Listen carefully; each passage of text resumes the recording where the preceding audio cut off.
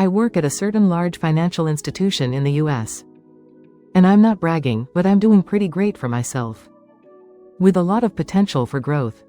All of this while I'm just still 32. During a conference I went to about 6 years back. I chatted with the woman who was sitting beside me. And we got along so well. A few months after that, we started dating. And we've been dating ever since. She just turned 30 a few days ago. But naturally, with the way things ended up, there was no need to call her to send wishes or anything of the sort. It was actually on her 29th birthday that I popped the question. And she said yes right away. There's a bit of a smile on my face looking back at that. Because it was one of the happiest days of my life. And I'm sure of hers. But that soured a lot now, aged like unrefrigerated milk. Either way, I asked her to marry me, she said yes. And we were engaged. Happy days, am I right? Now, I'm not certain if I'm the only one who has experienced this before. But when you deal with women who are too scared to talk about their sexual adventures with their friends, you, as a partner, might end up being the person they choose to start yapping to. I've had this happen in 2 separate relationships. Of which this was one of them. I think most men don't want to continually hear stories of all the men that their girlfriend, fiancé, or wife has slept with. It's the same way I don't attempt to indulge any woman with the people I've slept with. Anyway, it happened a few times before I finally told her that I really don't care to hear all of her stories. But before that point, I had heard a lot about her most recent ex. I think it is fair to hear about exes in any new relationship. But I don't need the sexual details. The guy's name was Chris, and they had a pretty toxic relationship. But he was so good in bed, of course. We had slept together at this point. And I had to wonder whether I was that good in bed too. Maybe less O's for me. Supposedly, the bedroom situation was what kept her in such a toxic thing. Which I'll admit was a red flag for me. But she was much younger and, by extension, naturally much stupider. So I let it lie. Anyway, that's a necessary background to what I have to say next. I heard a lot about Chris in the early stages of the relationship. But after a point, nothing else. At that point, I assumed she had finally gotten over him. And that was good enough for me. I stopped hearing about him about 2 years in, even sparingly. So let's fast forward to the post-engagement stage. I and my fiancée, Sandy, were already getting into the planning phase of things. We're both from relatively well-to-do homes. I personally wouldn't say my upbringing was wealthy or rich. But I've been told I'm out of touch before. And I accept my perspective might be a bit untrustworthy. Either way, both parents wanted something relatively big. I was fine with the friends and family type of situation. No uncles or aunts I hadn't seen since I was a toddler. But everyone, including Sandy, wanted it to be spectacular. So I gave up and let them have their way. Now, here's where things get fun. Admittedly, this is where things went to hell for me back then. But as I said, I'm trying to be relatively lighthearted about the situation now. We were searching for a venue. And everyone wanted something in some kind of scenic location. Like a private beach, a 10,000-year-old church, city hall, and on and on. Fortunately for me, I made it clear that I was just fine finding an event space in the city. But I was told I didn't have vision. So I told them they could do all the groundwork regarding the location. I wouldn't be stressing myself over something that I wasn't that concerned over. So, regarding a venue, Sandy told me that she was going to check out 3 of them with a friend. And I was totally fine with this. I mean, what's there to object to? She's been with a friend to try out caterers and to look at dresses, so big whoop. So the day goes by, and she tells me that she checked out a few places with this friend. And that a certain old church was tickling her fancy quite nicely. She said she was going to check it again in a few days with the same friend. Just to make sure she still felt the same way about it. And I told her that was fine. Because, once again, I didn't care about the venue. And there was nothing that I could see to make any aspect of the situation seem off. Eventually, she went back to check the venue out with her friend again. And the consensus was that it would be the place for her. So we put our name down. And we'd have to pay a deposit within 30 days to book the day for ourselves. I eventually did, so the venue was set. Now, everything went swimmingly for the next few weeks. Wedding preparations continued along just fine. With additional things being settled. But for the most part, we hadn't put down too much money. I'm very fortunate to have had things happen the way they did. Because one day, when my fiancée went to sign for delivery, she left her phone on the kitchen island. And who do I see a notification from? Chris, you there, babe? I was very tempted to go through her messages. But she came back within seconds, holding the package she had picked up. I had no confirmation that it was the same Chris. But if there was another Chris calling her babe, I think that'd somehow be worse in its own special way. It had to be her ex. Now, I was able to keep my emotions in check. Because I know how guys can be. He could be an ex being pushy or trying his luck with pet names and sexual innuendo. And she might be completely unreceptive to it. But as long as she had no idea I knew, I could wait for an opportunity to read more. That opportunity came about 10 days later, when her friend came to pick her up to go look at flower arrangements. She just happened to forget her phone. Which was perfect for me. There was a chance of her coming back to get her phone. But I wasn't going to waste the chance. So I picked it up and went straight to her messaging app. And looked for Chris. They had been talking, in fact, they had been talking a lot. There was a lot of regular stuff there. Some talk about the wedding. He mentioned the venue and how beautiful it was, saying we should go there again sometime outside of wedding duties. Ah, so he was the friend she went with. It only rushed back at that moment that she hadn't given me a name. And she usually did. She went with her ex, of all people. The same Chris I hadn't heard of in ages. The same Chris who was so amazing in the bedroom. That spurred me to keep reading, up and up and up. Yeah, until I got to the juicy bits. There was a lot of sexting, a lot. And it was as explicit as you could imagine. Well, it remained in text form for the most part. But there were pictures exchanged. I had to go far up, but it was right around the time that they went to check out the old church the second time. Things were relatively sanitary from there down. Besides pet names being thrown around, I couldn't tell if they had slept together. But she clearly didn't regret what they had done at that point. Because they were still talking actively. She was keeping the idiot on speed dial. That's when I heard the door unlock. Now, at that moment, I considered putting her phone down. I really strongly considered acting like I wasn't doing anything. But you know what? I said to hell with that. I let her walk in on me holding her phone. As soon as we locked eyes, I saw her eyes widen. And she nearly sprinted towards me, trying to force a lighthearted, "What you doing?" When she got by my side, she saw Chris's chat open on her phone. And I just looked up at her from where I was sitting. She struggled to find words to say. I could see her lips trying to move. "You went through my phone? Really? Are you serious?" she said. I replied, "Yes." She tried to make me the villain. I was so pissed off by the response, but all I did was laugh. I actually think it might have seemed like I was crazy. Because she took a step back. I actually have no idea. I genuinely had no idea, I said to her. Your lover sent a message when you went to sign for the package the other day. I saw the notification, and that's what spurred me to check your phone. I definitely had reason to do this. So don't even try to flip things on me. Because if things had gone your way, I still would have been stupidly ignorant. And you would have continued to cheat on me with Chris. She started to mumble and tell me how it wasn't what it looked like. I know you guys slept together, I bluffed hard. But I just had a gut feeling. She denied it right away. But I stood my ground and told her, stop lying.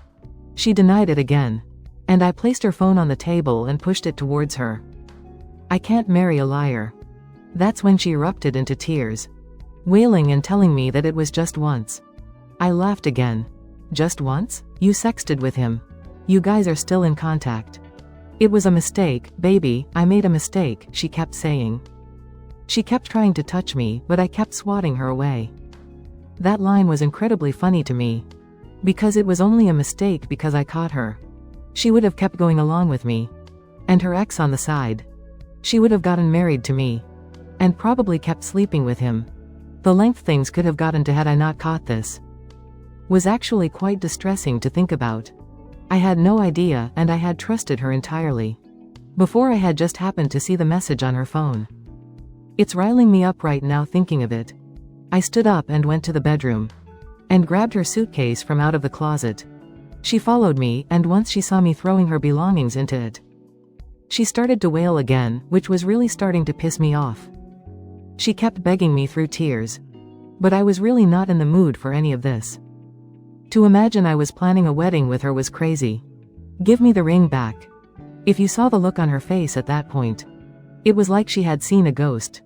I think, despite everything, it was at that point she actually realized how deeply she had messed up.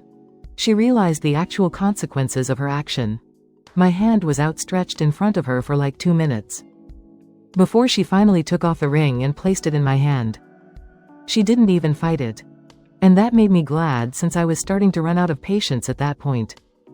After roughly shoving some of her stuff into the suitcase, I passed it to her and told her to get out of the house, which she did silently.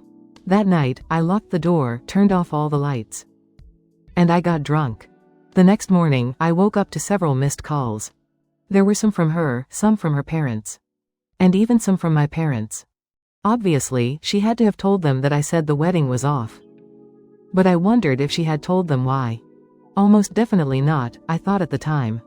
Honestly, I wasn't in the mood to talk to anyone, because there was nothing they'd do beyond either sympathizing with me or telling me that Sandy and I could work past things. I didn't want to have to put up with either of those. At a few points during the day, people came knocking on my door, but I was silent all through, and they eventually left. It wasn't until the next day that I created a group chat and added both sets of parents, Sandy, and her siblings.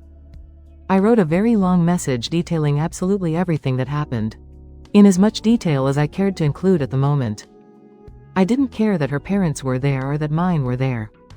If they were going to have any input on the state of the soon-to-be-cancelled wedding, they'd need to know exactly where I was coming from. So yeah, I told them absolutely everything. It was tiring recapping the whole saga, but I did. The group chat was silent for a full hour after that, even though I could see that several of them had read the message, including my ex-fiancé. The first indication I got that someone had actually comprehended the entire thing was when my dad called me. I remember exactly what he said. "Son, I'm sorry. You made the right choice. It'll hurt, but it was the right choice." That stuck with me, because a weaker man might have gone back to his vomit when the pain got too strong. But I never even considered it. Every time I remembered that line throughout the day, I got messages and calls, some of which I replied to, some of which I ignored. It was clear, though, that everyone had gotten the news, and there was no point talking to me about it, because my mind was set. That right there was pretty much the last time our wedding plans were so actively spoken about. And to my knowledge, her parents never tried to plead with me, because I assumed they had the sense to know their daughter had messed up immensely. But the thing is, that wasn't enough for me. It really wasn't. I really had to make Sandy hurt the same way I did. Because calling off an engagement isn't real pain for her. It was merely the consequences of her actions. The first thing I wanted to do was get at Chris, but I really couldn't figure out how. I had no real dirt on him. I did hope that Sandy would want nothing to do with him, seeing as he was the root of all the embarrassment and pain she had gone through. After all, her immediate family all knew she was an unfaithful hoe. And that was satisfying. It probably would have helped if I had come to ask for help here on how I could get back at Chris. But honestly, my mind wasn't in the right place at the time. I hope you can understand that. So I let him go, despite not wanting to. However, the real person I needed to get back at was Sandy. And I had a plan. Here's the thing, we weren't together anymore. Anyone I chose to sleep with at this point was entirely fair game, even if it was her sister. No, I wasn't planning to sleep with her sister, I'm just making a point. The thing was, I wanted to make sure it hurt her a lot. So I had two options: sleep with the people she loves the most, or sleep with the people she hates the most. Considering how our relationship had gone down the toilet, all her best friends would have been aware, and they'd be difficult terrain for me to navigate. However, the people she hates would be a different kind of evil. I mean, if you're reading this, think about it. How would you feel if your partner slept with the annoying guy at the office, who you absolutely hate? It'd make you hate him even more. But it also hurts a lot, because you're sharing your partner with the last person on earth that you would have chosen. That was my reasoning. So I had to go through my head to figure out a few female coworkers that my fiancé had complained about a lot. Top of the list was a Sophia, who she hated because she thinks she's all that. Which was probably girl speak for feeling threatened by her. That might have meant she was a hottie. And I was excited to find out. There was a college classmate called Melissa. They used to be friends. But then Melissa slept with one of my ex-fiancé's exes. And they had a huge falling out. And Sandy hated her ever since. Finally, I could recall a Japanese girl called Toki. And Sandy explicitly said, "I hate her because she tries to act all dainty and cute. And the men drool over her like fools." My list had a few other names. But let me jump ahead and tell you that I either couldn't do enough digging to find them online, or I failed to seal the deal. Anyway, Sophia wasn't hard to find. They work at the same place, so LinkedIn helped me out immensely in that regard. From there, I was able to find her Instagram account. And I messaged her from there. I use Instagram a lot, and I'm not trying to be conceited. But it's a pretty attractive page to those who like slightly lavish lifestyles. I had a lot of cool outfits. My Audi showed up a few times. And a few vacations I had been on also made features. When I followed Sophia, she followed right back within minutes. And I sent her a message. I played my usual slick talk. And I could clearly tell she was into me. This went on for a day more before I asked her if she'd like to go on a date. And she said yes. I made it very clear that day to take several photos of her and with her. And I made sure she looked amazing in each one. That date had a happy ending, if I say so myself. The next one was Melissa. Now, at this point, I realized that I was doing a lot in the name of revenge. But I was committed. Melissa lived 2 states over. But I still sent her a message on Instagram anyway. The problem was, and I didn't bargain for this, she recognized me. My fiancé and her had not kept in touch. But I guess Melissa made it a habit to keep occasional tabs on her life. Out of hate or something. And I certainly showed up on my fiancé's social media. I was found out. So I went for an honest route. I let Melissa know I had split with Sandy. And she said, "Good, I hated her." The next message, "Oh, I'm sorry, I know you must still love her." I told Melissa that no, I did not still love her. And I was looking exactly for someone who I could share my hate with. She started a voice call with me immediately after that message. I did find that odd. And we got to talking about my ex-fiancé. At a point, I just blurted out, "I want to get back at her." And Melissa, apparently a chronic homewrecker, said, "You could sleep with me." At this point, I could see why Sandy hated her back then. But this just worked in my favor. Setting things up was incredibly easy. I flew over on a weekend. Melissa and I went bowling and sightseeing in her city. Again, with lots of photographic evidence for my devious purposes.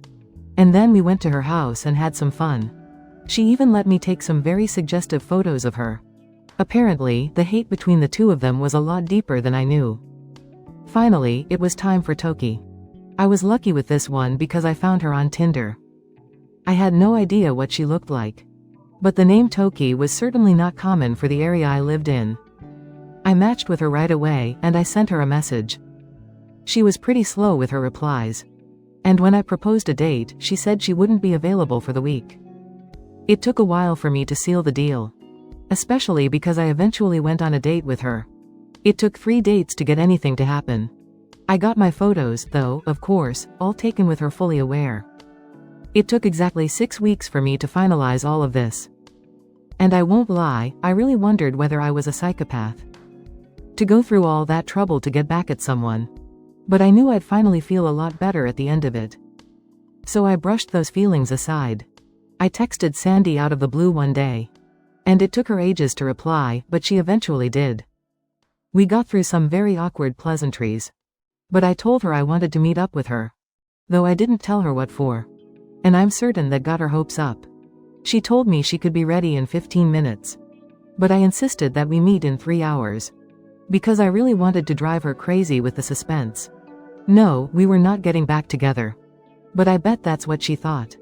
Finally, the time came, and I met her at a park. She was there before I got there. Which was unsurprising since I had been as sluggish as possible while preparing. She stood to hug me, and I accepted it. It was easier to get her hopes up if I wasn't too cold. We went through a bunch of dry pleasantries. Before I took out my phone and sent her a bunch of media. I told her to take a look. Her straight face melted into a frown as she opened the photos I had sent her. The first face she saw was Sophia. And she said, "Why are you showing me this?" But before I could answer, she scrolled to the next picture, which had me and Sophia in it.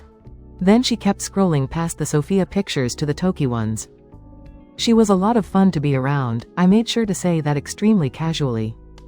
I saw tears welling up in Sandy's eyes as she kept looking. Then she saw Melissa. First, a video of me and Melissa bowling. Then the more explicit one. She literally watched that video loop 3 times. Before I said, "None of these women were as bad as you made them seem. In fact, they were all a lot better than you, especially where it mattered most." She flipped out. She stood up and started howling expletives at me. She kept pointing her finger at me aggressively. And I wondered if she was going to feel the whim to hit me at any point. But she just kept screaming and shouting. About how I was a scumbag and how I was a piece of crap and on and on. Honestly, I kind of zoned out. Because I was reveling in the way she was shaking with rage. At a point, she said, "You made it seem like you're a saint, but you're worse than me." I stopped her there. I wasn't the one who reconnected with my ex. Slept with him, kept having charged conversations with him. And did all that while I was engaged. I'm not engaged now, and that's because of everything you did. So if you're mad, you can only be mad at yourself. I said all of that calmly and stood up. Really, you can only be mad at yourself, Sandy. This was simply what you deserve. She started to cry again, and this time she looked truly broken. But that was it for me.